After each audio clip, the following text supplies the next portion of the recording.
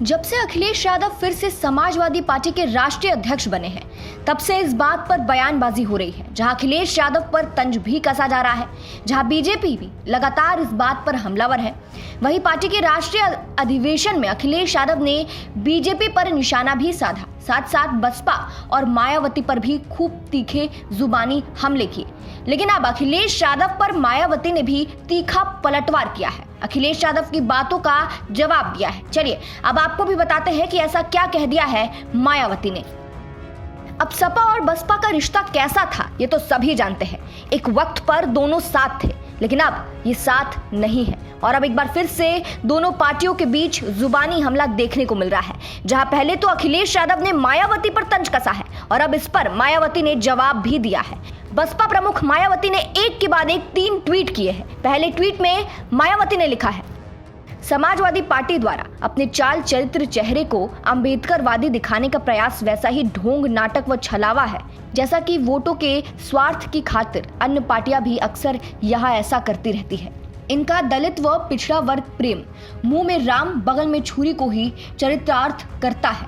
दूसरे ट्वीट में उन्होंने लिखा है, वास्तव में परम पूज्य डॉक्टर भीमराव अंबेडकर के संवैधानिक व मानवतावादी आदर्शों को पूरा करके देश के करोड़ों गरीबों, दलितों, पिछड़ों, उपेक्षितों आदि का हित, कल्याण व उत्थान करने वाली कोई भी पार्टी व सरकार नहीं है और सपा का तो पूरा इतिहास ही डॉक्टर अंबेडकर व बहुजन विरोधी रहा है। तीसरे ट्वीट में मायावती ने लिखा है, सपा शासनकाल में बाबा साहब डॉक्टर अंबेडकर के अनुयायियों की ओर उपेक्षा हुई व उन पर अन्याय अत्याचार होते रहे। महापुरुषों की स्मृति में बसपा सरकार द्वारा स्थापित नए जिले, विश्वविद्यालय, भव्य पार्क आदि के नाम भी जातिवादी द्वेष के कारण बदल दिए गए।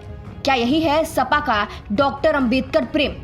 तो मायावती ने सपा पर जोरदार हमला किया है, अखिलेश यादव पर जोरदार तंज कसा है, यहाँ तक कि सपा के शासनकाल पर भी सवाल उठाए हैं। अब इस ट्वीट पर जनता भी खूब चुटकी ले रही है और कह रही है कि बीजेपी इन्हें अच्छी लगने लगी है, बीजेपी से इसे जोड़ रही है। जैसे एक यूजर ने मायावती पर तंज कसते हुए लिखा है, बहन जी को बीजेपी अच्छी लगने लगी है, ये रिश्ता क्या कहलाता है।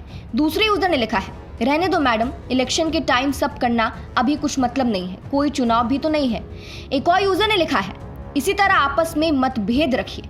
एक और यूजर ने लिखा है, सत्ता बीजेपी कोसा सपा को जा रहा है, समझ नहीं आ रहा है कहना क्या चाहती है बहन जी। तो यहाँ इसे बीजेपी से भी जोड़ा जा रहा है। आपको बता दें, अखिलेश यादव लगातार तीसरी बार सपा के मुखिया बन गए हैं। लखनऊ में सपा के राष्ट्रीय सम्मेलन में उन्हें पार्टी का राष्ट्रीय अध्यक्ष चुना गया है। वहीं इस दौरान उन्होंने क्या कुछ कहा है, आप भी सुनिए। ये है सरकार, ये सरकार जो बनी है, ये सरकार जनता की बनाई हुई नहीं है। आज भी जब आप सदस्यता करने गए होंगे, जनता के बीच में गए होंगे, तो आपने महसूस किया होगा कि जनता को भी भरोसा नहीं कि सरकार कैसे बन गई। ये सरकार आपकी छीनी है इन्होंने। ये सरकार समाजवादियों की बन गई थी उत्तर प्रदेश में।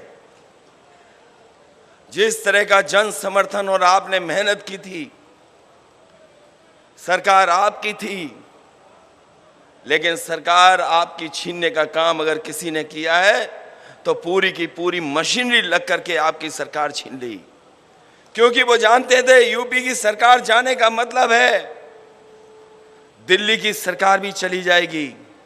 इलेक्शन कमीशन उसने बीजेपी के सारे इस पर, पन्ना प्रभारियों के सारे पर जानबूझ करके हमारे यादव और मुसलमानों के वोट, कोई विधानसभा ऐसी नहीं है जहां पर 20,000 कम न कर दिए हों, 20,000 वोट न काट दिए हों। और हम तो कहते हैं कई बार कहा और आज भी कहते हैं,